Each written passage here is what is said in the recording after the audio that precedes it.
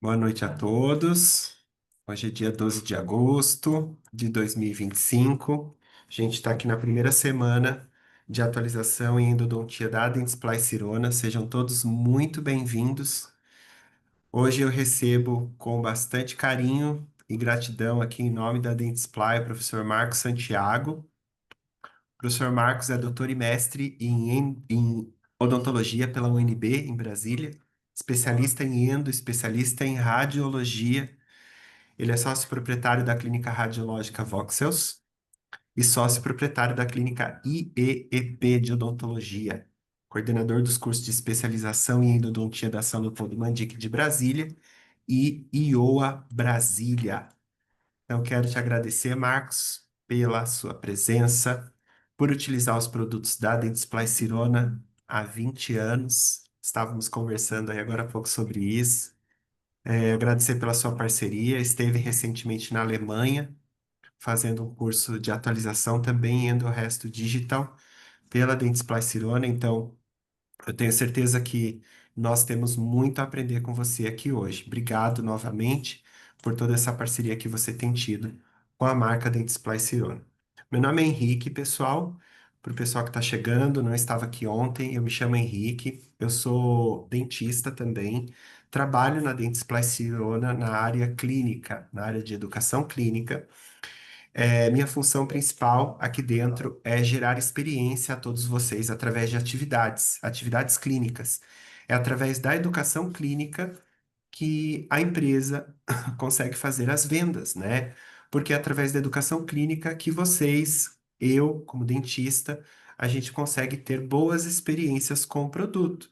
Né? Nós trabalhamos com as mãos, trabalhamos com artigos científicos, com comprovação científica. A gente precisa ter produtos de qualidade para que os nossos pacientes sejam bem atendidos e tenham uma garantia ainda maior da qualidade do nosso atendimento e da nossa prestação de serviço. Esse é meu papel fundamental aqui, além de, claro, me relacionar e trazer para junto da companhia professores de grandes nomes, professores de reconhecimento nacional e internacional, do qual eu tenho alguns aqui hoje, né? Vejo aqui na minha telinha a Iracema, o próprio professor Marcos, o Marco Túlio, o Carlos Fontana esteve conosco, acho que daqui a pouco ele chega também, a Cris, o professor Mário Zuola, Emanuel Silva, enfim. Tenho contato e relacionamento com esses grandes nomes que eu sempre admirei desde a época da minha graduação. Agradeço a vocês todos pela presença, pela pontualidade. Como vamos funcionar aqui, né? Então, estamos na semana de atualização da Dentsply Sirona. São aulas rápidas, para que ninguém fique preso aí até 9, 10 horas da noite estudando. O meu objetivo quando tive essa ideia, é que nós, como dentistas, endodontistas, possamos revisar alguns temas que não seja só o tratamento endodôntico, temas que sejam aí diferentes, né, como o de hoje. Hoje a gente vai falar sobre diagnóstico e tomada de decisão em retratamentos através da integração entre microscopia e tomografia. Então a gente sai um pouquinho da rotina do tratamento endodôntico e fala um pouquinho a mais com o professor que é dentista, endodontista, radiologista, né? Então, a minha ideia em trazer essa semana de atualização é exatamente essa, sair um pouco do tratamento convencional, tá? Espero que vocês gostem dessa ação da companhia. Eu estou atento ao chat o tempo todo, então se precisar de alguma coisa, me chamem no chat. Podem mandar as perguntas também, o professor Marcos vai dar essa abertura logo mais. Amanhã nós continuamos, então amanhã nós vamos falar de canais calcificados através da técnica do EndoGuide com a professora Sônia Lara. E na quinta, nossa última aula desta semana, né, desta primeira semana, quinta-feira, a gente vai falar sobre desvendar artigos científicos com Emanuel Silva, né? O Emanuel é o cara que mais publica no mundo hoje. Então, a gente vai falar um pouco de prática de leitura de artigos científicos de uma maneira, de uma forma a desmistificar a leitura para endodontista, né? Então, a gente não tem essa prática de leitura, o Emanuel vai trazer para a gente um pouco dessa prática, né? Fico muito agradecido do Emanuel também ter aceitado isso, que é bem legal para a gente, né? Todos nós crescemos um pouco. Bom, chega de firulas por aqui. Marcos, o palco é seu. Muito obrigado mais uma vez. Brilhe aí e nos traga bastante conhecimento. Muito obrigado, viu? No final eu volto com vocês.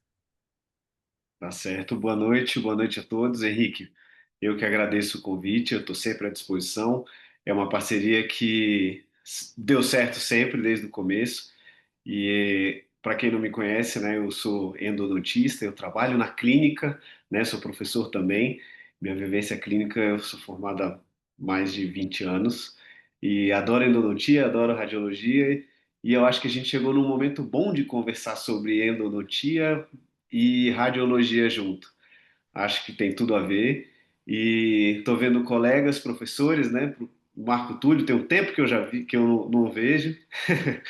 E já, né, a gente já se conhece há mais tempo, outros professores, então um prazer poder dividir um pouquinho, conversar um pouquinho, né, do que a gente vive no dia a dia. E eu costumo falar sempre até para os nossos alunos que a gente aprende vendo outros professores também, trocando experiência. É assim, é muito importante a gente trocar essa experiência, como foi ontem, como vai ser amanhã. Então, eu acho que é válido demais. Obrigado mais uma vez, obrigado pela presença de todos. Eu espero que eu possa contribuir um pouquinho mais aí com a endodontia, com a radiologia, com a vivência clínica de todos vocês. E vou estar aberto, se quiserem me interromper a qualquer momento, tranquilo, a gente pode parar e conversar. Eu prefiro assim do que deixar para o final, porque no final às vezes a gente tem que voltar algum slide, alguma coisa, sinta-se à vontade para interromper. Obrigado, obrigado, Marcos. Pode deixar. Eu também interrompo se precisar, estou de olho aqui no chat. Complementando só, quem está chegando agora, amanhã nós temos aula, quinta nós temos aula, aulas bem rápidas, né? E o link sempre vai ser o mesmo, tá bom? E ao final, fiquem então atentos à aula, fiquem presentes na aula. Ao final, eu vou pedir para que responda uma pesquisa de satisfação para que a gente possa melhorar ainda mais dos próximos, tá? Vai lá, Marcos, obrigado. Henrique, eu vou compartilhar, você só me diz aí se está tudo certo. Digo sim. Tá carregando. Aí já compartilhou. Só colocar no modo apresentação agora. Perfeito. Só não tá no primeiro slide ainda, tá? Foi, Aí, agora foi. perfeito. Tá certinho? Tá, tudo certinho. Perfeito, perfeito. Agora ele saiu do modo apresentação. Aí, voltou, voltou. Tudo certinho. Então vamos lá. Bom, gente, boa noite. Vamos conversar um pouquinho hoje sobre o diagnóstico e a tomada de decisão em retratamentos endodônticos. Acho que o que tem mudado bastante na nossa vivência clínica mesmo é microscopia, a magnificação, a tomografia. A endodontia evoluiu demais, né? Ela vem evoluindo a cada dia. Eu acho que a gente não pode mais entender a endodontia como se fazia há muito tempo atrás. Não é questão de ser capricho, mas são ferramentas que hoje a gente tem para uma nova intervenção endodôntica. E é interessante que a gente converse sobre isso, até para que as pessoas tenham uma ideia do tanto que pode facilitar e o que a gente pode ter de ganho em relação a essas reintervenções que são sempre mais complexas e mais difíceis.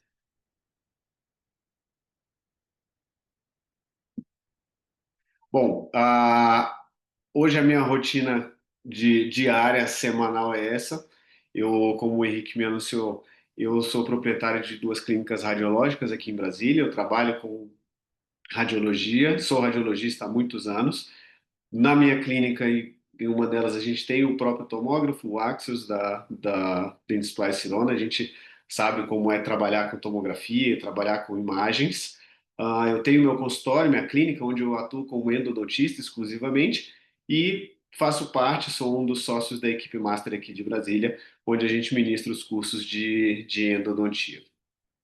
Antes da gente falar sobre tomografia, sobre a parte de magnificação, acho que é interessante eu gosto sempre de chamar atenção, infelizmente, em alguns casos, algumas situações atuais, a gente vê pessoas fazendo endodontia sem a radiografia, né, periapical. E hoje a gente já comenta em fazer uma tomografia como sendo o exame inicial para endodontia. Então, a radiografia periapical, a gente sabe que é essencial, ela sabe que precisa, mas ela tem algumas limitações. E essas limitações podem comprometer o nosso tratamento, comprometer o sucesso do nosso tratamento. A gente sabe da imagem bidimensional, a gente tem sobreposição de estruturas, isso pode complicar e dificultar um pouco até no planejamento do que vai fazer. Essas distorções, dependendo do posicionamento, a posição do filme na boca, um palato um pouquinho mais profundo ou mais raso, isso também vai dificultar. A avaliação da extensão dessas lesões, a gente não sabe exatamente o tamanho, se tem alguma estrutura próxima, se está envolvendo alguma outra estrutura. Então, essas limitações fazem com que a gente precise lançar mão de outras imagens, principalmente a tomografia, para que a gente fique mais seguro. Eu, particularmente, acostumo a trabalhar com tomografia. A gente tem colegas hoje com tomógrafos dentro do próprio consultório, porque é interessante a gente planejar e a gente ter mais segurança para uma nova intervenção.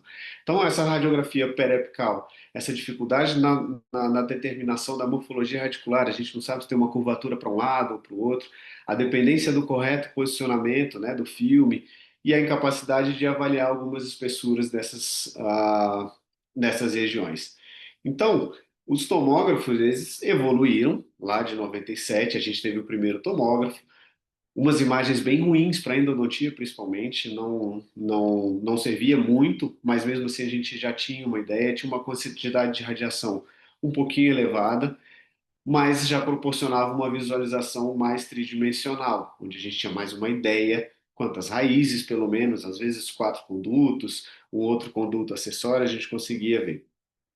E aí foi evoluindo, onde a gente chega a partir dos anos 2000, que veio o iCat, um tomógrafo antigo, mas que passou a ser utilizado mesmo para implantodontia, quase que obrigatoriamente. A gente consegue medir o tamanho do osso, você tinha mais previsibilidade, mais segurança e uma resolução ainda maior, com uma menor radiação do que tinham os primeiros. Os sensores foram aprimorados e os softwares passaram a ser disponíveis para que a gente pudesse manipular essas imagens.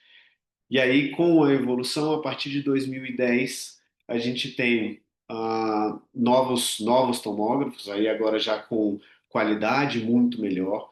A gente já tem, passa a ser indispensável para a implantodontia, principalmente, e os softwares de integração passam a permitir novas manipulações, algumas ferramentas que pudessem facilitar muito, e passa a se usar com mais frequência na endodontia, principalmente na localização de canais e de fraturas, mas ainda com certa dificuldade de visualização dessas imagens. E a partir dos anos de 2020, a gente passa a ter tomógrafos com uma qualidade muito melhor, com a inteligência artificial agindo diretamente nas imagens, na aquisição das imagens, corrigindo pequenos movimentos, então trazendo uma resolução ainda muito maior do que a gente tinha antigamente. Então, o acesso, principalmente devido ao custo, né? As tomografias vêm ao longo do tempo ficando muito mais acessíveis. Então a gente pensa, será que realmente é tão caro assim o exame para que a gente possa ter uma maior segurança, maior previsibilidade? E aí, com a evolução e com as características tecnológicas de todos esses equipamentos, a gente passa a ter imagens muito boas que a gente consegue determinar exatamente o que a gente vai fazer. Eu gosto de fazer sempre essa pergunta porque a tomografia ainda, eu acredito que ainda, mas em pouco tempo vai ser indicada inclusive para os casos de tratamento. Eu, particularmente, penso num consultório, quando a gente recebe principalmente os molares superiores, que a gente sabe que tem quatro canais, você ter uma tomografia é muito mais interessante, porque se eu abrir um dente e não achar um quarto canal, eu vou ficar procurando, porque eu sei que tem. Se eu tiver esse exame em mãos e nele já me mostrar que só tem três canais, era um tempo que eu não precisava perder e a gente não precisava desgastar mais a estrutura do dente, mais tempo de cadeira, enfim. Eu tenho para mim que a tomografia inicial já seria uma boa opção. E aí cabe sempre essa pergunta, né? Se fosse no meu dente, ou no dente de vocês, colegas, vocês fariam uma tomografia antes de realizar a endodontia? Eu gosto de colocar essa pergunta aqui e a gente conversa um pouquinho mais e no final dessa nossa conversa a gente responde e vê o que que vocês achariam. Então, a tomografia a gente tem as indicações, né? Artigos científicos dizendo as indicações, a gente tem protocolos para essas indicações, então a gente tem anatomia radicular complexa e fratura radicular. Eu não digo nem complexa. A tomografia hoje ela consegue mostrar para a gente a anatomia real do dente. Então a gente sabe o que vai encontrar. Se eu tenho uma curvatura, se eu tenho uma dupla curvatura, ah, é muito mais fácil, muito mais previsível, até para eu escolher qual instrumento eu vou utilizar. Um planejamento cirúrgico ou virtual, né? Eu vi que a professora Sônia está aí, sabe, fala muito bem de endodontia guiada, então para esse planejamento a gente precisa da tomografia, avaliar as lesões periapicais e reabsorções, e aí chega o foco e o ponto da nossa conversa de hoje, nos retratamentos endodônticos. Sempre que eu vou dar uma aula, conversar com alguns colegas sobre o laudo, sobre as imagens tomográficas, muitos falam assim, ele já vem com o laudo. E aí eu resolvi colocar essa imagem aqui para vocês, só para mostrar que nem sempre o radiologista viu exatamente o que a gente queria ver, ou pesquisou o que a gente queria ver, ou o que a gente viu clinicamente. Esse caso é um caso de um amigo meu, na verdade, o goleiro do meu time, joga comigo um futebol que eu só jogo aqui aos fins de semana, e ele teve mordeu alguma coisa mais rígida, sentiu uma dor, e eu pedi a tomografia, eu já vi que tinha uma fratura. Então a gente consegue ver no exame que tem uma trinca aqui. Se eu passar aqui, não é tão nítido, o exame talvez não tivesse tão legal. E quando chegou o resultado, ele chegou a receber o resultado primeiro, ele mesmo ligou para mim e falou: tá tudo bem com o meu dente, não tem uma trinca, porque esse foi o resultado. Então eles colocaram, ó, não observamos imagens de trincas e fraturas radiculares. E aí eu falei com ele, falei, não, eu ouvi clinicamente, vamos repetir esse exame. Vai lá, e aí fizemos a nova imagem, essa imagem do tomógrafo, do Axios. Então a gente tem aqui uma imagem, a gente consegue ver essa trinca, ela é até na outra imagem do outro tomógrafo que estava um pouquinho mais embaçada, um pouquinho mais de aquarela, mas a gente conseguia ver. E aí muda-se completamente o diagnóstico. Então aqui a gente já tem uma conclusão no laudo, né? Compatível com fratura. Então, por mais que tenha um laudo, nós profissionais, a gente precisa saber interpretar, precisa saber olhar esse exame para que não seja pego de surpresa e que possa conversar com os pacientes. Então, olha a importância de uma tomografia, e aqui eu estou falando em um tratamento, não é nenhum retratamento. E aí eu mostrei aqui duas imagens de tomógrafos diferentes, mas aí qual seria o tomógrafo ideal?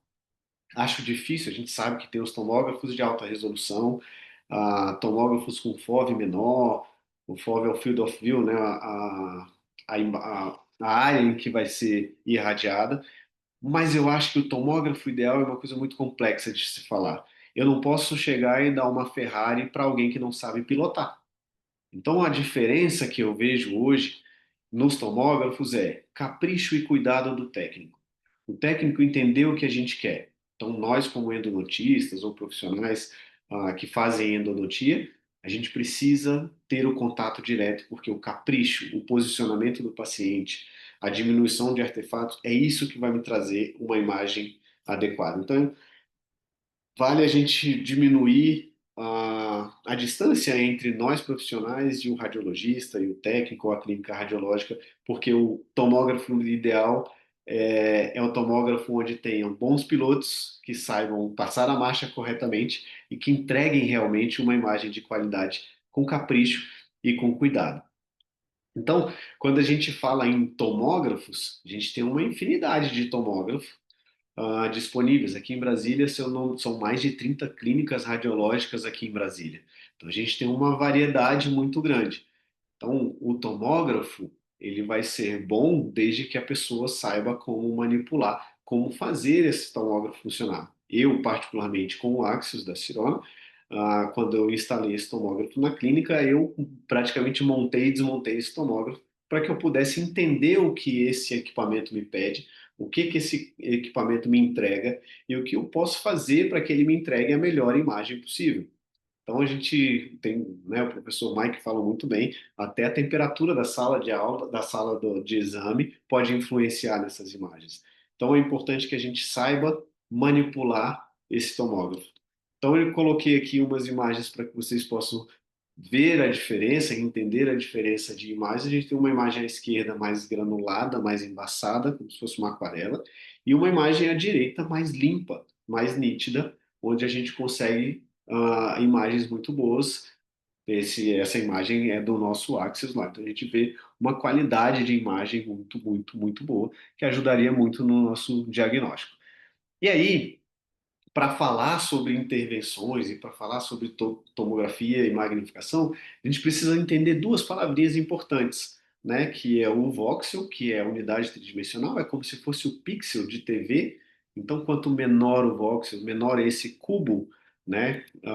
Melhor é a imagem. E principalmente o field of view, que é o FOV, é a área que vai ser exposta. Então, para endodontia, quando a gente pedir uma imagem, pedir uma tomografia, é importante que a gente escreva lá no pedido que essa imagem seja no menor FOV possível, né? É com a menor área a ser irradiada para que a gente tenha mais nitidez, para que a gente tenha uma melhor imagem e, consequentemente, um melhor diagnóstico, pudesse e possa entregar o melhor para o nosso paciente. Então, aqui só um exemplo de FOVs, né? Field of View, a gente tem essa primeira imagem é uma imagem com um FOV pequeno, ele pega em torno de 5 dentes, um FOV médio e um FOV grande. Quanto maior esse FOV, menor é a minha qualidade de imagem, a minha nitidez. Então, para a endodontia, sempre tem que ser num FOV pequeno, porque se for num FOV médio, uma trinca ou alguma alteração mais sutil, talvez a imagem não mostre para a gente e a gente inicie um retratamento endodôntico em casos em que a indicação seria, às vezes, uma exodontia. Então, a gente tem que aprender um pouquinho a manipular essa tomografia. Então, existe um arquivo, né, um volume desses arquivos, que é o DICOM. Ele vem um monte de arquivos pequenininhos, igual esses que estão na tela aí. São arquivos como se fossem pequenas periapicais que, quando você junta tudo, formam um volume inteiro. E utilizando softwares adequados para isso, a gente consegue manipular essas imagens. Nem sempre o radiologista vai entregar o que a gente quer ver. Ele vai entregar, às vezes, o que ele tem o costume de correr as imagens. Então, é importante que a gente coloque nessas imagens, que a gente coloque no nosso pedido, o que a gente quer ver. Ah, eu vi que tem uma trinca, vai ser uma reintervenção endodôntica, avalie a integridade das raízes para mim, me diz se tem canal acessório, se existe um MV2 nesse dente. Então, é assim que a gente precisa trabalhar na reintervenção endodôntica. Simplesmente remover guta e colocar de novo, talvez a gente não resolva o problema do paciente. Então, aqui só um exemplo, nessa figura da esquerda, o voxel de 1.4, vocês veem que é uma figura mais embaçada, falta um pouquinho de nitidez. Um voxel 0.5, a gente já tem uma nitidez muito maior, né, muito melhor. Hoje em dia, os tomógrafos mais novos, eles já vêm com um voxel pequeno, você já não altera muito isso não. Mas nos antigos você ainda conseguiria alterar. Então aqui, só para mostrar para vocês, o voxel é esse cubinho. É como se fosse o pixel da TV, conforme eu falei para vocês. É isso que vai formar o volume inteiro. Quando a gente recebe uma tomografia, o axial, o coronal e o sagital são os três cortes em que a gente consegue visualizar. Às vezes a gente recebe tomografias, por exemplo, sem um corte axial. Esse corte axial é onde a gente vai ver o número de canais.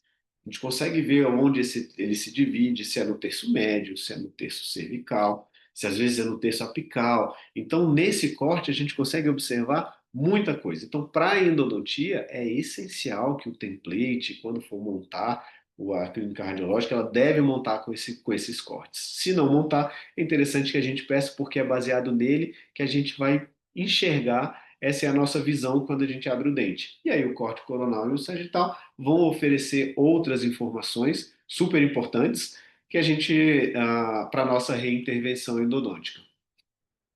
E aí, quando a gente vai intervir no dente, alguns problemas podem acontecer, principalmente na endodontia, onde a gente tem ah, núcleos metálicos fundidos, coroas metálicas, e esses materiais, eles influenciam diretamente na nossa imagem. Então, dependendo do caso, dependendo do paciente, a gente não vai ter uma clareza muito grande. Então, antes da reintervenção endodôntica, seria interessante conversar com o paciente e falar, ó, a gente precisa te remover essa coroa, remover esse pino, porque eu vou ter uma imagem melhor que vai me ajudar a definir o que fazer. Muitas vezes o paciente pode questionar e falar, ah, eu não sei, eu vou ter que pagar por isso. Eu costumo falar, é melhor você pagar para remover uma coroa e um pino do que a gente fazer um exame e eu não conseguir enxergar nada e às vezes te propor um tratamento que não seria o adequado. Então, se puder remover esses materiais antes, é o ideal. E aí, hoje em dia, nos equipamentos mais novos e em softwares mais novos, né, a gente utiliza softwares que podem filtrar um pouco essa imagem e remover um pouco desses artefatos. Então, essa é uma imagem de um paciente meu que foi encaminhado para eu fazer um retratamento. Solicitei a tomografia antes, obviamente, para que eu pudesse planejar o que fazer. E olha só que interessante, nessa imagem superior a gente consegue ver que tem um canal disto vestibular nessa região que não foi localizado. O disto lingual foi, mas o disto vestibular não. Mas o que mais chama atenção é essa região na furca. Então eu consigo, aplicando alguns filtros, identificar bem a fratura nessa região e dizer esse dente realmente não teria indicação para um retratamento endodôntico. Agora imagina vocês, a gente não pedir a tomografia, remover essa coroa, remover esse pino e dar de cara com uma fratura. E aí, quem é o responsável por essa fratura? Então acho que a tomografia ela vai trazer muita informação para a gente antes da intervenção, porque talvez nem o retratamento endodôntico seria indicado. Então, seguindo aqui, essas interferências no exame, núcleo metálico, implantes, coroas metálicas, até o próprio material obturador, ele pode influenciar na imagem. Lógico que isso com suas densidades, né, cada um com a sua densidade. Um implante num dente vizinho, ele vai gerar um artefato muito grande na imagem do dente, às vezes, em questão. O material obturador, bem menos, mas mesmo assim ele gera algum artefato. Em alguns casos, vocês podem observar nas imagens tomográficas que em uma imagem mais hipodensa, imagem mais escura, em volta de uma gutapecha, e aí dá uma falsa sensação de que aquilo é um canal, e na verdade não é. É só o artefato gerado por esse material hiperdenso localizado no interior do canal. Eu gosto muito dessa imagem porque quando a gente olha diretamente para ela, avaliando esse implante no dente 41. Se a gente avaliar o implante por essa radiografia, que é uma radiografia panorâmica, aparentemente ele tem uma osseo-integração interessante, a coroa parece bem adaptada, só que o paciente, quando chega, ele relata que tem algum problema. Não adianta só com uma panorâmica eu simplesmente dar o diagnóstico. Vou mostrar para vocês por que não. Porque quando a gente faz a tomografia, a gente verifica que esse dente ele está fora, né, do osso. Ele está praticamente o paciente toca nessa região do implante. Então a tomografia ela vai oferecer para a gente informações fundamentais para uma reintervenção. Não adianta simplesmente uma radiografia periapical, em que você olha e fala, não, vou só remover essa guta e colocar de novo, porque nem sempre esse é o problema. A gente, remover a guta, fazer a reinstrumentação, a irrigação, a gente descontaminar ou tentar diminuir a quantidade de bactérias no canal para ter um reparo, nem sempre esse é o problema. A gente pode ter um canal acessório, pode ter uma trinca, e aí está tratando alguma coisa que não é a indicação.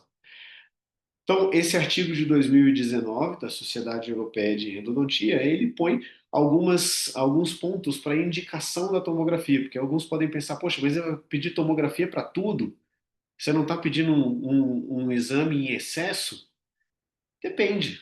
Vamos pensar aqui direitinho se realmente é em excesso ou se eu estou trazendo mais segurança para o paciente e mais previsibilidade para o tratamento que eu vou oferecer. Então, nesse artigo, os critérios para indicação da tomografia estão ali, ó. Imagens radiográficas convencionais e inconclusivas. Às vezes eu tenho uma radiografia periapical que eu não consigo enxergar muito bem. Eu estou na dúvida do que vou fazer.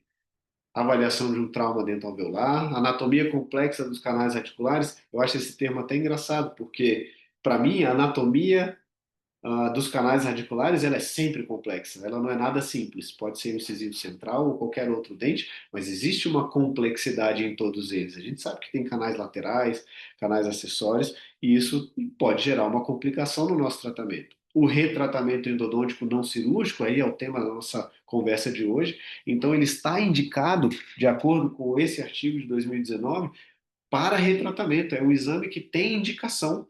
Então a gente não está colocando um exame sem necessidade. Reabsorção radicular, obviamente, a avaliação pré-cirúrgica, e aí foi incluído esse penúltimo aí, que é a identificação e localização espacial de canais extensamente obliterados, considerando também possibilidade de endodontia guiada. E aí a gente vem com o planejamento prévio da endodontia guiada, podendo ser indicado, obviamente, a tomografia. E aí alguns podem perguntar, poxa, mas aí você está uma quantidade de radiação muito grande a tomografia. O paciente vai, a hora que apagar a luz, vai ficar brilhando. Não. A quantidade de radiação de um tomógrafo odontológico, estou falando do odontológico, tá? Não compare com a tomografia médica. E das radiografias periapicais, é uma quantidade de radiação muito pequena. Eu gosto de comparar a voos de avião. E muitos nem sabem que um voo de avião tem radiação. Então, só a efeito de comparação, uma radiografia periapical equivale a um voo São Paulo-Rio de Janeiro. E ninguém entra num voo de colete de chumbo. Uma tomografia cone beam, São Paulo-Manaus, e uma tomografia de alta resolução com a maior quantidade de radiação, tá aí, São Paulo, Nova York. Então, a tomografia, ela é segura.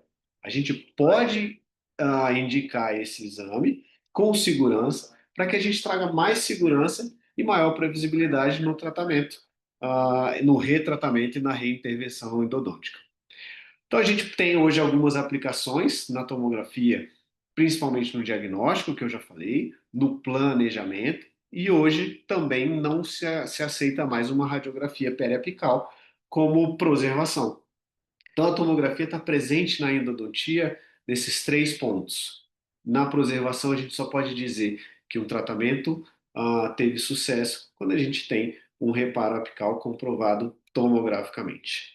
E aí eu vou colocar algumas coisas importantes, alguns toques aqui para que vocês possam identificar melhor nas imagens, principalmente no diagnóstico, né, de fratura, localização de canais, as doenças apicais, desvio e perfurações e reabsorções. Começando pelas fraturas, eu acho que depois da pandemia, acho que vocês vão concordar comigo, porque não tem uma pessoa que eu não tenha conversado que não viu o índice de fratura, de trinca em dentes, inclusive dentes rígidos, ah, que vem aparecendo no consultório. Então a gente trata isso com uma frequência muito grande. E aí, como é que eu vou avaliar isso antes da minha intervenção endodôntica? Primeiro, linhas irregulares. Se a gente observar nas imagens, principalmente nos cortes axiais, linhas irregulares, perda óssea associada, e nessa linha hipodensa, nessa linha mais escurinha, em mais de um corte, a gente pode levantar o sinal de alerta, sinalzinho amarelo, que ali pode ser que tenha uma fratura. Então, coloquei alguns casos aqui para que a gente possa conversar e eu convencer vocês, mostrar para vocês que a tomografia é muito importante numa reintervenção endodôntica.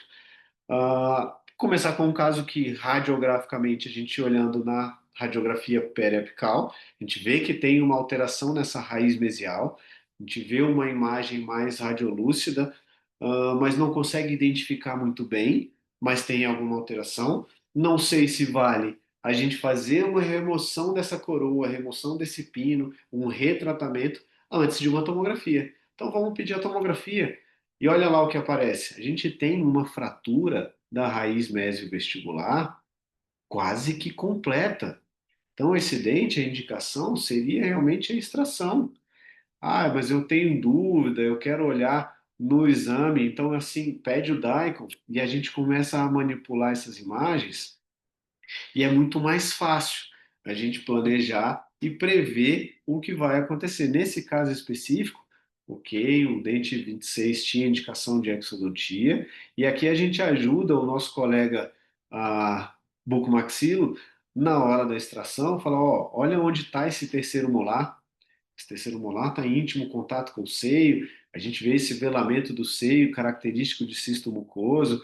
Então, tem muita coisa que a tomografia pode sugerir para a gente e nos auxiliar nessas reintervenções. Então, é um exame barato, relativamente barato, principalmente na quantidade de informação que ele vai oferecer para a gente. Outro caso que chegou para mim, para eu tentar para eu fazer uma localização de um MV2 e retratar esse canal. Calma, vamos ver na tomografia se tem alguma coisa, porque não é só simplesmente às vezes localizar um MV2 ou remover guta, igual a gente tinha falado. Tá aqui, ó. Então a gente tem, que eu mostrei para vocês, uma linha nessa região de Furca, a gente tem uma perda óssea associada e a gente consegue enxergar isso em mais de um corte. Então isso é bem nítido que é uma trinca e uma fratura, e esse dente não teria indicação para ser retratado. Então imagina a gente abrir o dente, remover a guta, né, o isolamento, todo aquele processo, e a gente tratar, retratar, e 30 dias depois, 20 dias depois, o paciente retornar dizendo, ó, continua doendo. E só então a gente pedir a tomografia para constatar que tinha essa fratura. Perdemos tempo, talvez a confiança que o paciente tivesse na gente fique um pouquinho diminuída. Então, nessas reintervenções, é muito interessante a gente solicitar a tomografia. A gente sabe que não, né, até na graduação ou pós-graduação não tem um contato tão grande com manipulação das imagens tomográficas, mas eu acho importante a gente brincar mesmo. Existem softwares gratuitos disponíveis para que a gente possa manipular essas imagens e ir se familiarizando, porque é em cima dessas imagens que a gente vai conseguir oferecer o melhor diagnóstico e o melhor planejamento para os nossos pacientes. A gente recebe também muitos casos lá na clínica, às vezes, ó, solicito tomografia computadorizada, essa foi solicitação de uma colega, escrita à mão, né, do dente 47 e avaliar a profundidade da trinca. A pessoa já localizou a trinca. Então, ó, nessa imagem, a gente consegue ver a trinca invadindo, entrando na câmara pulpar, se estendendo até o osso alveolar, né? Então a gente tem quase que uma fratura completa. Imagina o paciente chegando no consultório morrendo de dor nesse dente, a gente acessa o dente, faz o tratamento endodôntico e está aqui, a gente já tinha uma trinca, já tinha uma fratura completa desse dente, não tinha mais indicação de endodontia. Então a tomografia está sempre acompanhada hoje, a endodontia está sempre acompanhada, pelo menos na minha visão, da tomografia. Essas imagens são muito esclarecedoras, a gente consegue previsibilidade, consegue uma maior confiança. É muito melhor eu abrir um dente, eu saber que eu vou acessar uma câmara pulpar, eu vou ter nódulo pulpar ali em tal ponto, eu vou precisar remover esse nódulo, eu tenho 4 condutos, 3 condutos, eu tenho um radix, né, um conduto um pouquinho mais lingualizado. Então, são muitas informações que, se a gente puder ver antes da intervenção, é muito mais fácil, é muito mais tranquilo a gente abordar dessa forma. Resolvi colocar esse caso. Eu sei que a radiografia panorâmica não é interessante para avaliação endodôntica, mas essa paciente foi indicada para mim.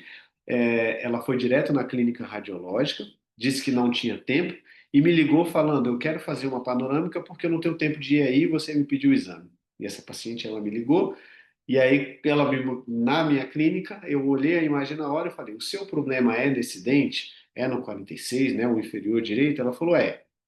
Então aproveite que você está aí, então já faz uma tomografia, porque tem alguma coisa diferente nesse dente. A gente vê que tem ali um espaço, tem guta, e de repente o espaço ah, sumiu. Isso é bem característico de um pino de fibra. Tem uma imagem na furca também um pouquinho esquisita, né? Uma radiolucidez maior na furca, e também na região apical dessa raiz mesial. E aí, quando a gente olha a tomografia, olha que maravilha. Ela tinha uma perfuração na região de Furca pelo próprio pino de fibra. O pino de fibra, numa radiografia convencional, seja panorâmica ou periapical, ele tem uma densidade, uma radioopacidade semelhante à dentina. Já na tomografia, ele gera uma imagem mais hiperdensa do que a própria dentina. Então a gente consegue identificar melhor o pino. Então tá lá, a gente vê uma perfuração na furca, tem uma lesão apical, mas o que mais chama atenção é essa perfuração. Então a gente tem muito mais noção do que vai encontrar pela frente. Então não vejo por que a gente não usar a tomografia. Então, em dentes com fratura, né, que a gente consegue ver muitos casos de fratura em dentes rígidos. Isso chama muita atenção desde a pandemia, né, em pontos onde a gente não imaginava dentes sem nenhuma alteração e que a gente consegue ver essas fraturas. Mais um caso aqui, olhando radiograficamente, esse paciente foi indicado para um retratamento endodôntico. Radiograficamente, me parece tranquilo, né? A gente consegue ver os canais tratados, mas na tomografia antes do início do tratamento, a gente viu uma trinca e uma fratura bem evidente, o que inviabilizaria uma nova intervenção. A gente consegue ver nesse outro corte aqui, na raiz mesovestibular, um canal mesovestibular tratado. A gente tem um canal como se fosse um intercanal e mais um MV2. Quando eu vi essa tomografia e tinha essa fratura, a gente quase que agradece, né? Porque imagina localizar 3 canais numa raiz mesovestibular é muito trabalho. Uma lesão dessa, bem grande, expansão da cortical, expansão, a comunicação com o seio maxilar, a expansão dessa base do seio, então, casos bem complexos. E aqui, a fratura que inviabiliza o retratamento e a reintervenção.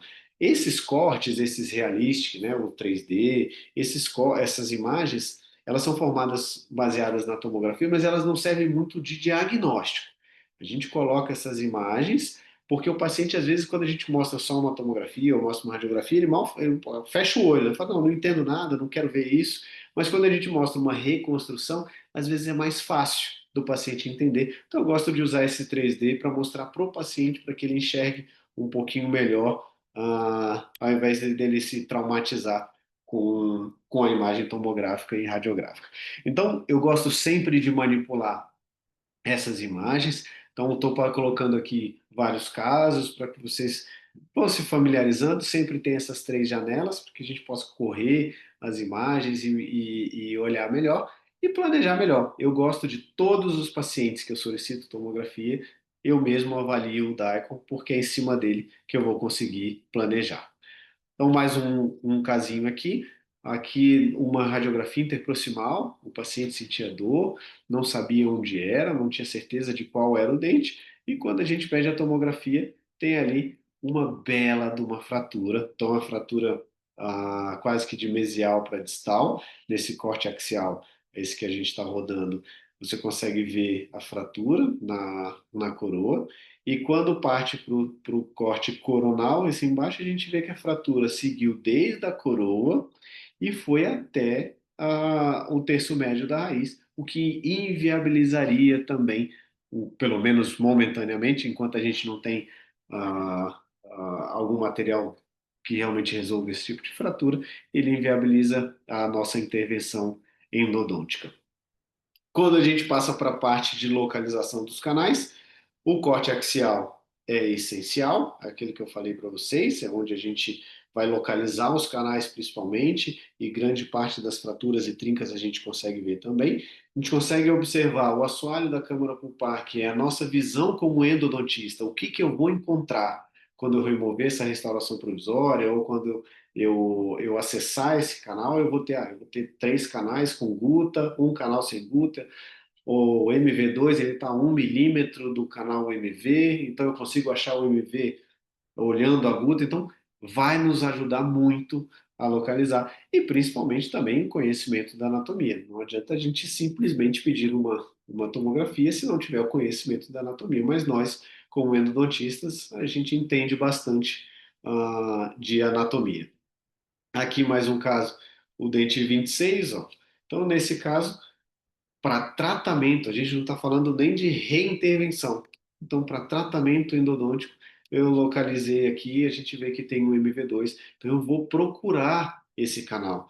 Eu vou acessar, eu sei que ele tem um quarto canal, eu sei que ele está ali 2 milímetros em direção ao canal palatino, então isso serve como guia para o meu tratamento. Então, gente, retratamento endodôntico não é apenas remover guta pecha. Não é só eu remover essa guta, porque a gente sabe que remover guta não é tão complexo mais. A gente tem, eu gosto muito, né, do movimento reciprocante, utilizo bastante a Wave One Gold. Eu acho ela segura, eu acho ágil para remover guta pecha, para que eu possa remover com qualidade e com facilidade, sem desviar. Então, gosto do corte da lima, gosto da rigidez que ela me traz para seguir em direção apical. Então, é um instrumento que ajuda muito a remover guta. Mas não é só remover guta pecha que se caracteriza um retratamento endodôntico, por tudo isso que eu já falei. Então, aqui casos em que foram feitos com o Avon Gold, então casos complexos. Esse primeiro caso eu não sabia nem se era um extraterrestre ou um ser humano, né? Porque a quantidade de canais nesses dois molares, então retratei o 47 e tratei o 46, tinha uma fusão das raízes mesial com a raiz distal dos dois dentes, então uma loucura, uma loucura. Mas tudo deu certo, porque eu tinha uma tomografia em mãos, eu sabia quantos canais eu tinha que procurar. Agora pensem vocês, se tivessem recebido esse dente, quantos de vocês procurariam esse tanto de canal, essa quantidade de canal? Esse da direita também, um canal um pouquinho insatisfatório, então a remoção da guta, mas eu sabia que ali só tinham 3 canais, eu não precisei procurar um quarto canal. Então essa ideia da tomografia é interessante. E aí vocês podem estar se perguntando, tá, mas e aí, você falou de tomografia, e onde é que vai entrar a microscopia? Ou a magnificação. Hoje a gente não consegue mais, quer dizer, consegue e a gente consegue, mas não trabalhar com magnificação hoje, a gente pode estar deixando passar algumas coisas que seriam essenciais para o sucesso desse tratamento. Então, olha o exemplo desse paciente com dor à percussão, a gente tem um tratamento endodôntico, ok, podia ter chegado até o ápice, podia ter melhorado um pouquinho, mas eu não vejo lesão ali na raiz mesovestibular, mas o paciente se queixa de dor à percussão principalmente. E aí, a gente abre, desfaz esses canais e pronto, e acabou? Não. Vamos pedir a tomografia, vamos ver o que que vai aparecer, o que que a gente tem de imagem diferente. Olha que maravilha. Então a gente tem um disto lingual que foi localizado e tratado, mas o disto vestibular sem nenhuma obturação. O problema e o desconforto da paciente pode estar vindo daqui. Imagina só localizar o canal e simplesmente tirar a gutta-percha e colocar a gutta-percha. A gente precisava localizar um canal que não tinha sido instrumentado.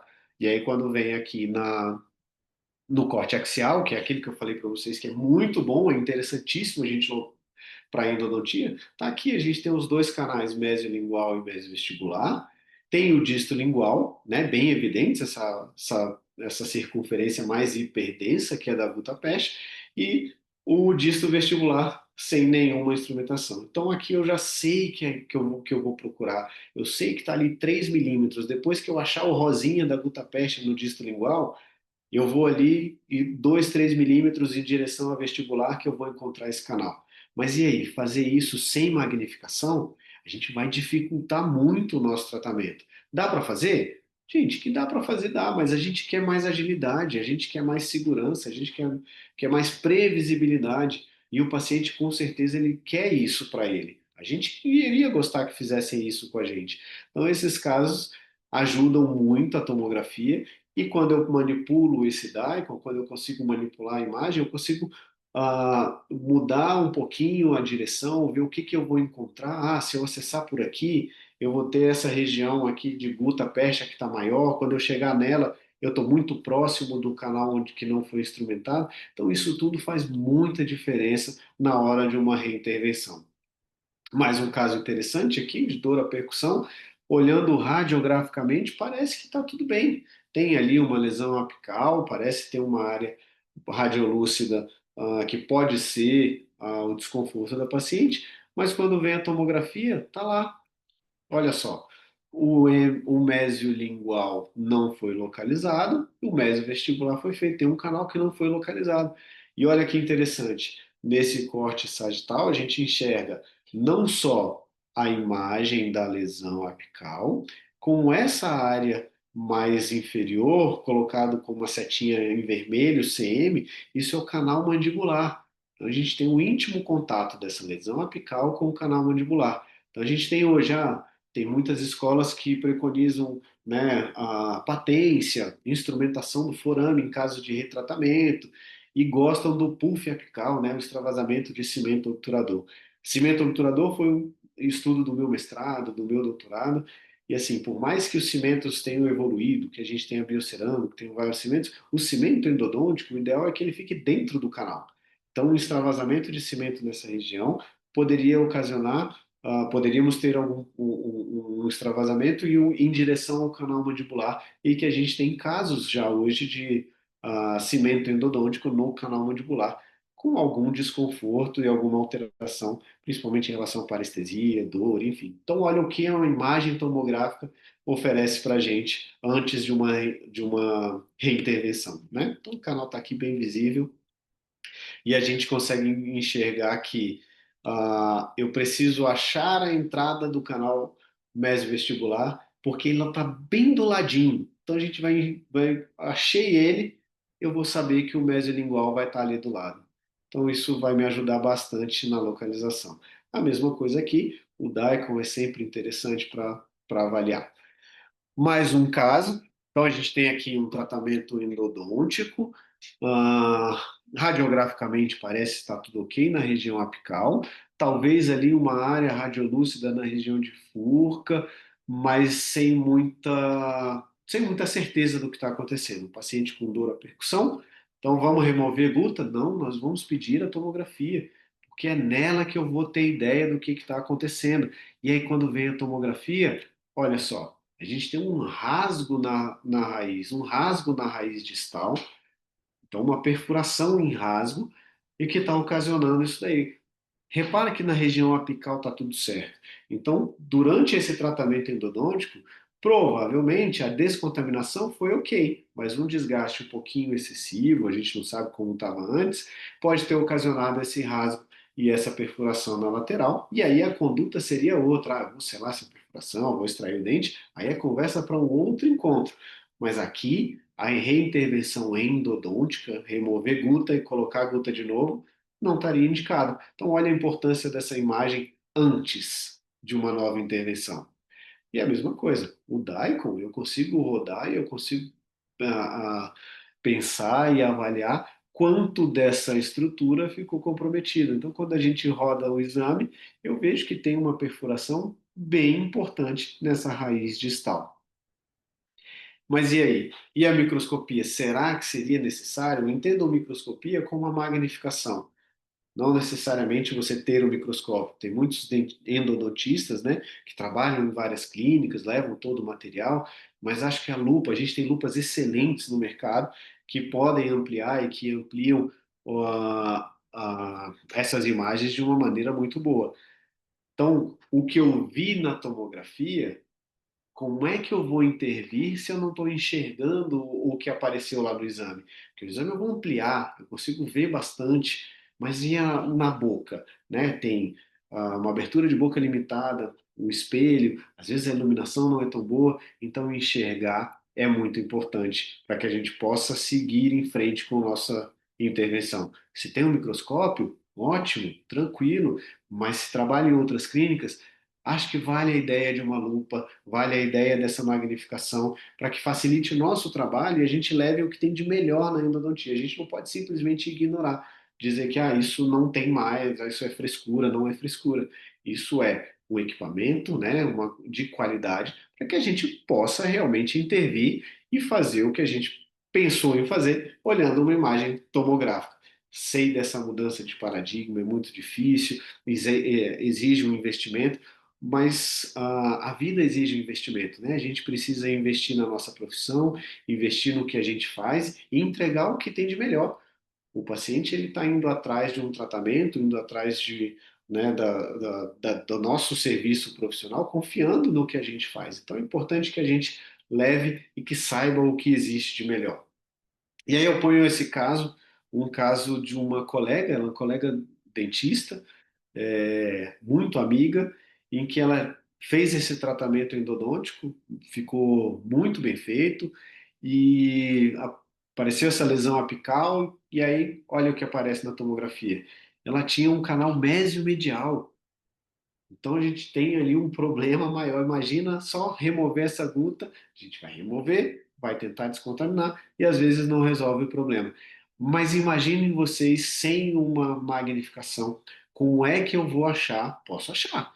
Tem gente que é muito bom em psicografia, fica lá tentando achar o canal no tato, mas é muito mais complexo, é muito mais difícil. Então, se a gente tiver uma magnificação, vai ser melhor. Aqui um outro caso, esse paciente antigo meu, eu tinha feito uma cirurgia parendodôntica no incisivo central uma vez e para ele só servia se fosse eu para retratar esse canal. Então ele me ligou dizendo que estava com dor e me mandou essa radiografia. Então se a gente olha a radiografia, ele poderia ter problema em três dentes. No premolar, que a gente tem uma ali, uma área radiolúcida, sem tratamento endodôntico, o primeiro molar, né, o 46, e o 47, que ainda tinha uma língua fraturada ali. Fiz o teste de percussão, o 46 era o problema, nesse momento, não que os outros não tenham, e eu, de urgência, abri e esvaziei os canais. Na minha cabeça, eu esvaziei dois canais mesiais e um canal distal e falei, fulano, faça para mim uma tomografia para eu saber o quanto eu esvaziei e se tem mais alguma coisa. Olha o que aparece na tomografia. Na verdade, ele tinha três canais mesiais, né? Eu tinha esvaziado o canal mesovestibular, achei um mésio medial achando que era o mésio lingual e deixei para trás o mesolingual. E quando a gente olha no corte axial, a gente tem ali o disto vestibular, que eu tinha esvaziado, e ele ainda tinha um disto lingual que não tinha sido instrumentado, não tinha sido localizado. Então, na verdade, esse dente tinha cinco canais. Sem, e olha, eu trabalho com microscopia e com magnificação. Fiz o tratamento de urgência, tudo ok, para tentar aliviar a dor do paciente, mas sem a tomografia. Será que eu iria procurar tudo isso aqui e eu teria esse resultado? Né, um molar com cinco condutos? Será realmente que eu ofereceria o melhor para esse paciente que tenha total confiança no meu serviço profissional?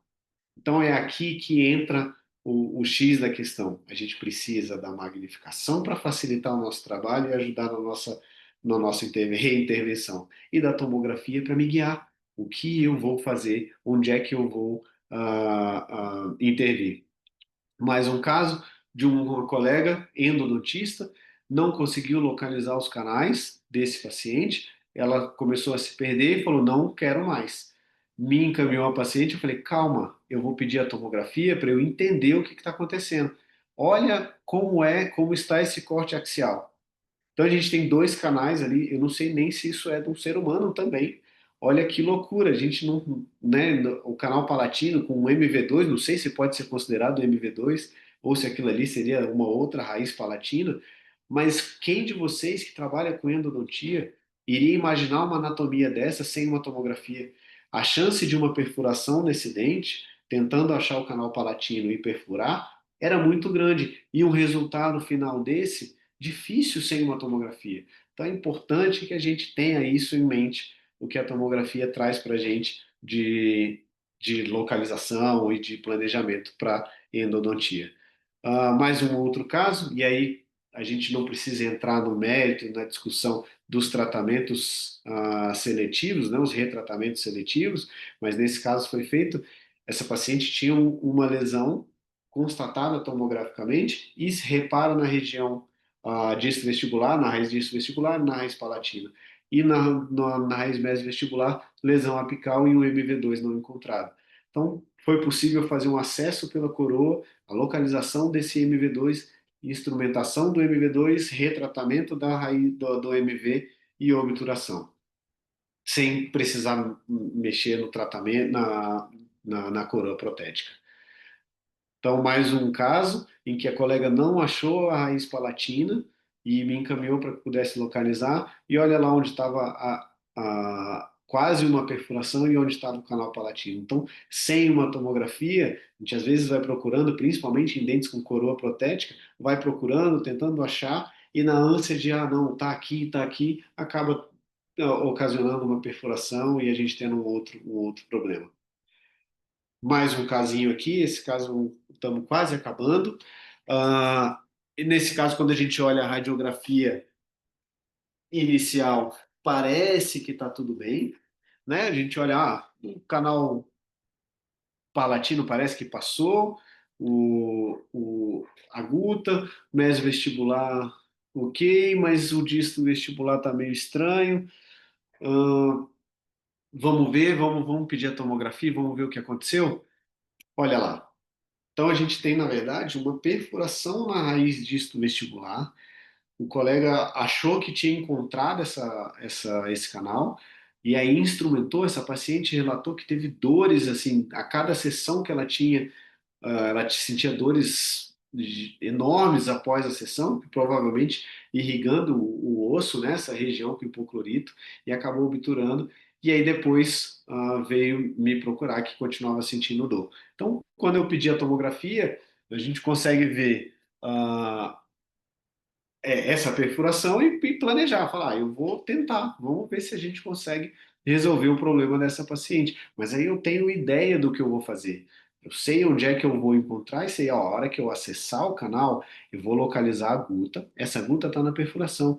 E o disto vestibular, ele está 2 milímetros ali na frente. Então, olha só, a gente consegue achar a perfuração, localizei o canal, vedei com MTA, depois a proteção, né, com resina flow ou ionômero, está aqui nessa terceira imagem o MTA selando, depois a prova do cone e a radiografia final. Acabei removendo também todas as outras das outras raízes, fiz o retratamento completo e consegui remover a guta da região apical da raiz palatina também. Agora pensem em vocês, sem a tomografia para me guiar e sem uma magnificação, será que seria possível a gente refazer o tratamento, a gente conseguir atingir esse nível de tratamento? Dificilmente. Acho que a gente precisa pensar que a endodontia evoluiu muito, muito, e é com essa evolução que a gente consegue tratamentos nesse nível.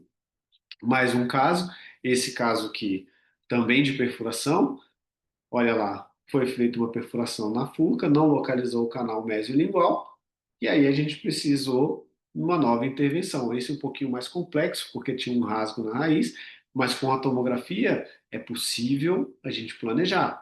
E com a magnificação, não só planejar, mas executar o que a gente planejou. Então, nessa última imagem da direita, a gente vê ali o MTA na lateral da raiz e, e o conduto tratado endodonticamente, retratado endodonticamente. As reabsorções, aí aqui é só para finalizar mesmo. Reabsorções a gente tem visto muito, principalmente reabsorções cervicais invasivas, são intervenções endodônticas difíceis de se fazer, na grande maioria dos casos precisa de uma intervenção cirúrgica também, mas sem a tomografia, gente, não tem como fazer. Então, olhando esse caso, olha só o nível dessa reabsorção. A paciente já não tinha mais nada na raiz distal, no terço cervical. Então, uma comunicação ali, aí o tratamento já seria outro. Talvez não só um tratamento endodôntico convencional, associado, teria que ter um complemento cirúrgico, fechar a porta de entrada, também a conversa para uma outro momento, falar sobre reabsorções cervicais. Nesse outro caso, paciente de 18 anos veio indicada para fazer endodontia, o dente, com queixa de o dente estar rosa. Gente, dente rosa, quem já viu dente rosa? Sim, se tiver uma reabsorção nesse nível aqui, a gente pode ter uma alteração de coloração. Então, a minha intervenção endodôntica aqui é outra história. A gente precisa saber se eu vou conseguir fechar essa porta de entrada, quanto que vai permanecer do remanescente, de dentário, se isso é viável ou não, aí é uma outra conversa. Mas a tomografia vai me mostrar muita coisa que nem sempre a radiografia periapical vai mostrar. Um outro último caso aqui, então um caso, reparem, uma radiografia periapical com uma lesão apical, lesão de furca, mas esse dente não tinha sido acessado. Olha que estranho. Imagina fazer esse dente sem uma tomografia. O que que muitos iam fazer? Abre o dente, instrumenta e obtura. Beleza, vou mostrar a imagem radiográfica. Então esse paciente tinha uma reabsorção com comunicação ali na furca. Paciente de 17 anos, nova, imagina, condenar o dente. Ah, vamos. É fácil a gente condenar o dente dos outros, mas se fosse o nosso, será que é possível tratar? Então, com a tomografia, com a magnificação, tudo associado, eu conseguia planejar. Eu falei, eu vou encontrar isso, eu vou enxergar isso e vou fazer aquilo. Então, tá aqui, a gente acessa, selamento com MTA, faz o tratamento endodôntico e olha que interessante o que eu tinha falado para vocês. Preservação um ano depois. Formação óssea na região de furca, sem lesão apical, e a paciente com um dente na boca. Ah, quanto tempo vai durar? Se ela tem, né, se tem estrutura para ficar o resto da vida? Não sei. Tomara que sim. Mas a gente fez o que a gente achava que dava para fazer, principalmente associando tomografia e a microscopia. Aqui também planejamentos de novas intervenções, né? Então, às vezes, a radiografia periapical vai aparecer como um simples retratamento, e a gente vê que tem ali uma perfuração na vestibular, e talvez a melhor indicação seria uma cirurgia paraendodôntica. E por último, um planejamento aqui que foi por acaso, essa paciente veio para mim para fazer várias intervenções, avaliações endodônticas desses molares inferiores, e o colega bucomaxilo ia remover esses terceiros molares e o supranumerário na região ali do 27. Quando ele falou do 27, ele falou, não, eu falei, ó, isso está estranho. Vamos ver uma tomografia antes, já que você vai levar para o centro cirúrgico, vamos fazer uma tomografia, porque eu já vejo tudo que eu vou precisar, mas vamos olhar esse 27. Olha que interessante o corte axial. Na verdade, não é um supranumerário. Até é, mas é um supranumerário fusionado com o 27. No momento em que ele fosse fazer a extração desse supranumerário, provavelmente ia fraturar o 27 e a paciente perderia esse dente também. Aqui casos de implante, então até na implantodontia hoje ainda tem alguns que fazem sem a tomografia e acabam ocasionando esse tipo de acidente. Então a intervenção endodôntica que a gente planejou para que fosse cirúrgica, a remoção daquela região apical onde teve o problema, o tratamento endodôntico, né? E depois o enxerto e aqui o acompanhamento de 2 anos, o paciente com dente na boca a gente conseguiu salvar, graças aqui a tomografia que me disse o que tinha acontecido e quanto eu precisava trocar. Casos em lesões extensas, a nova intervenção também é indicada a tomografia, eu preciso saber o que está acontecendo. Então, nesse caso, a gente tem ali uma lesão imensa, em que foi tentada a reintervenção endodôntica, o tratamento endodôntico não conseguiu a, a, a estabilização da região, então sempre drenando. Acabamos fazendo cirurgicamente, o coraçãozinho ali apareceu por acaso, eu gosto muito de cirurgia, mas ela apareceu ali por acaso. Então a gente fez cirurgicamente e aqui o acompanhamento de 2 anos também com uma resolutividade boa. Mais um caso aqui de reintervenção. Imaginem fazer um dente desse e a gente condenar o incisivo lateral de uma pessoa. Imagina se fosse o nosso, a gente não condenaria. Então a proposta foi: vamos tentar fazer cirúrgico, vamos ver o tamanho da sua lesão e a gente tenta fazer cirúrgico. Foi feita a cirurgia, remoção da porção apical bem mínima mesmo, para que a gente pudesse manter o dente. Eu sei que proteticamente a proporção coroa-ápice é reduzida, mas é um incisivo lateral, então valia a pena manter. Então, esse caso aqui tem um acompanhamento já de 5 a 6 anos e o dente está na boca. Tá que o paciente não gripou, né? Porque se ele gripar e espirrar, esse dente acaba saindo. Mas se um dia sair, ele tem osso na região, um osso saudável para que pudesse reabilitar com o implante. Na preservação, então, casos em que a gente tinha lesões grandes, eu preciso da tomografia para me dizer que realmente o caso deu certo. Caso de endodontia guiada, casos em que com certeza a professora Sônia Lara fala muito melhor do que eu, mas aqui um caso em que a gente precisou de uma nova intervenção, eu tentei localizar esse canal MV2 com microscopia, não localizei, preenchi tudo com uma resina, fizemos na tomografia, planejamos o caso virtualmente e aqui eu localizei. Pensa, acho que em Minas, a minha família é de Minas, fala muito isso aqui, faltou um beicinho de pulga para eu perfurar aqui, mas com endodontia guiada e planejamento virtual eu consegui localizar. E aqui a tomografia de acompanhamento depois de um ano, a gente nota ali uma regressão dessa lesão. Gente, passei um pouquinho do horário, não sei, Henrique, quanto tempo, mas acho que foi tranquilo.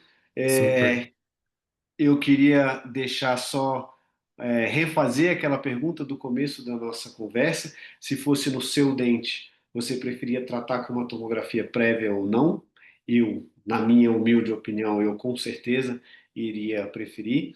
Essa economia realmente não vale a pena. Falar para o paciente que ele vai economizar um pouco a mais, mas para ele ter uma previsibilidade maior, eu tenho certeza que ele pagaria e a importância da magnificação depois da visualização do nosso problema, a importância da magnificação para que a gente pudesse intervir da melhor maneira correta, da maneira correta.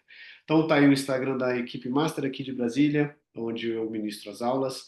O Endo Capital, um evento de endodontia que a gente promove todo ano aqui em Brasília também. E o meu Instagram também, pessoal, que às vezes eu coloco algumas coisas lá.